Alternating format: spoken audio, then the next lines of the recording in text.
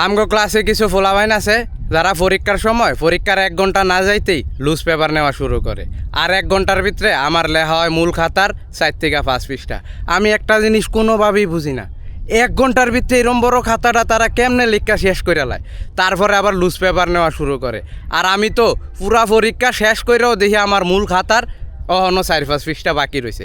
এটা তো কিছুই না, তারা তো মূল খাতাটা লেহার পরে আরও এক্সট্রা 12 থেকে 14টা লুজ পেপার নেয়। তারা আসলে কি লেখে? তারা কি উত্তর বানায় লেখে? না, মানে একটা মানুষ কেমনে এত লিখতে পারে সেটা আমার কোনোভাবেই বুঝে আসে না।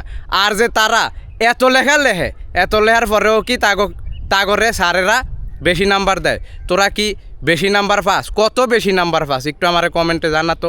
আমার পক্ষে তো জীবনেও 2 থেকে 3টা লুজ পেপার নেওয়া সম্ভব না, সেই জায়গায় তোরা 12 থেকে 14টা লুজ পেপার নেস। যারা এমন 12 থেকে 14টা লুজ পেপার নেয় তাগরে একটু এই ভিডিওর কমেন্টে মেনশন করেন।